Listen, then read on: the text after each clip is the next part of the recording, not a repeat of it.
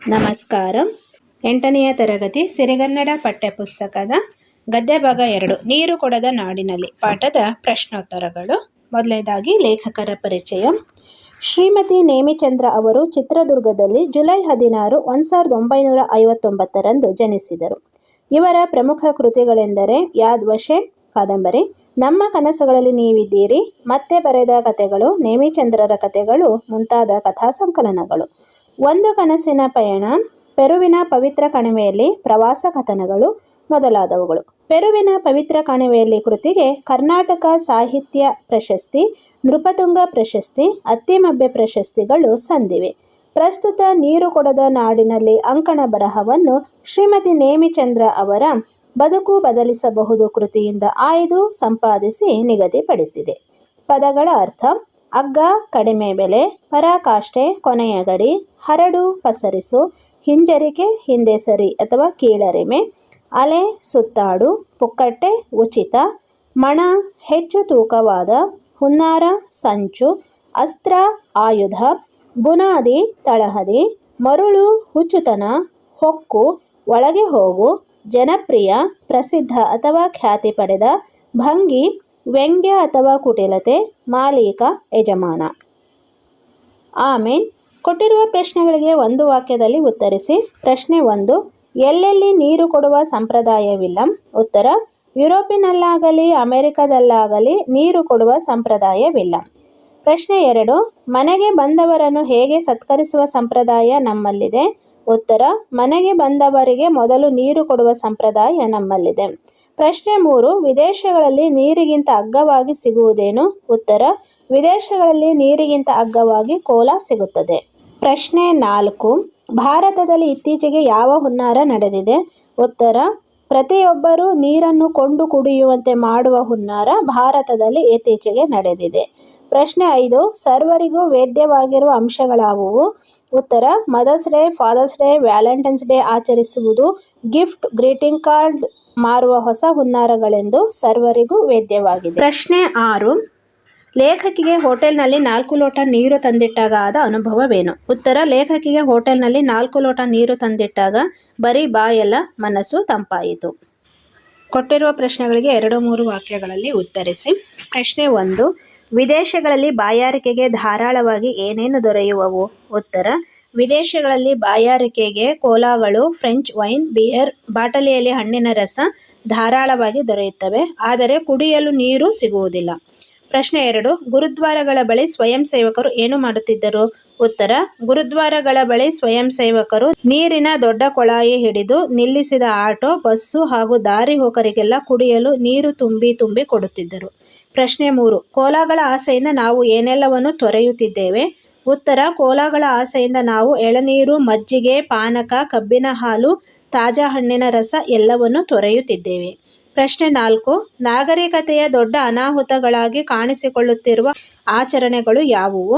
ಉತ್ತರ: Mother's Day, Father's Day, Valentine's Day ಆಚರಿಸುವುದು ದೊಡ್ಡ ಅನಾಹುತಗಳಾಗಿ ಕಾಣಿಸಿಕೊಳ್ಳುತ್ತಿವೆ.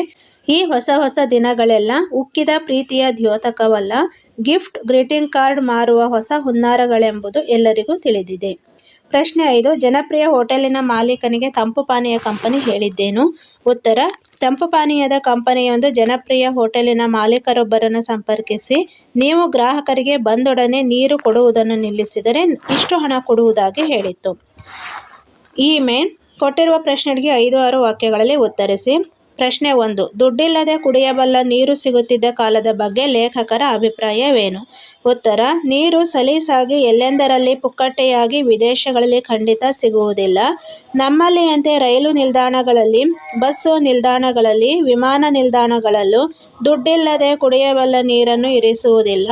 ಬಾಯಾರಿದಾಗ ಈಗಲೂ ಹೋಟೆಲ್ ಒಂದಕ್ಕೆ ಹೊಕ್ಕು ನೀರು ಮಾತ್ರ ಕುಡಿದು ಹೊರಬರಬಹುದಾದ ಸವಲತ್ತು ಇಲ್ಲಿಲ್ಲ.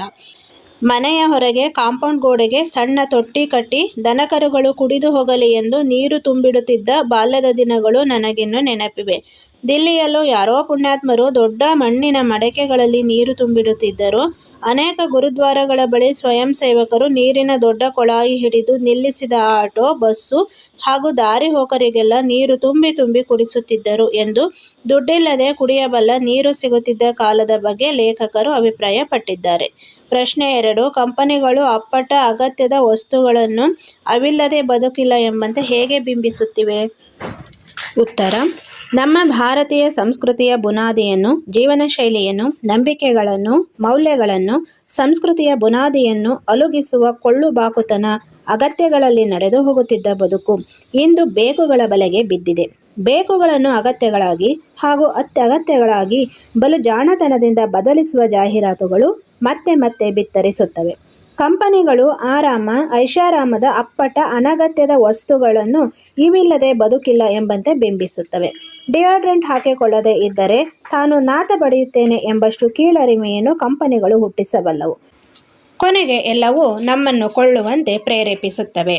ಪ್ರಶ್ನೆ 3. ಲೇಖಕಿಗೆ ಬೆಂಗಳೂರಿನಲ್ಲಿ ನೀರು ಕುಡದ ಸಂಸ್ಕೃತಿಯ ಬಗ್ಗೆ ಆದ ಅನುಭವವನ್ನು ಬರೆಯಿರಿ.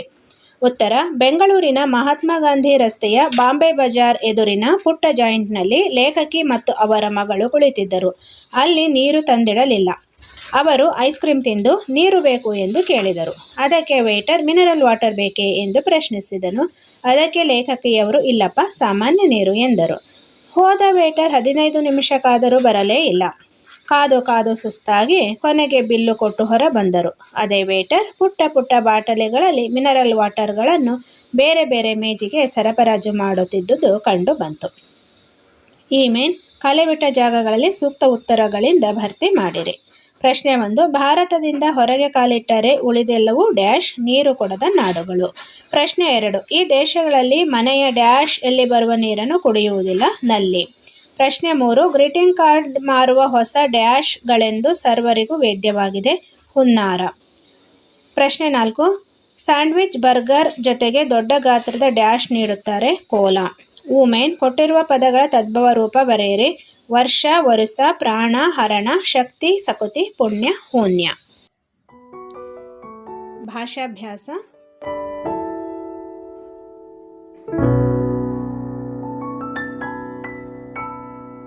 ಪ್ರಾಯೋಗಿಕ ಭಾಷಾಭ್ಯಾಸ. ಇದಿಷ್ಟು 8ನೇ ತರಗತಿಯ ಸಿರಿಗನ್ನಡ ಪಠ್ಯಪುಸ್ತಕದ ನೀರು ಕೊಡದ ನಾಡಿನಲ್ಲಿ ಪಾಠದ ಪ್ರಶ್ನೋತ್ತರ ಆಗಿದೆ. ಈ ಮಾಹಿತಿ ನಿಮಗೆ ಇಷ್ಟವಾಗಿದ್ದಲ್ಲಿ ಸಬ್ಸ್ಕ್ರೈಬ್ ಮಾಡಿ.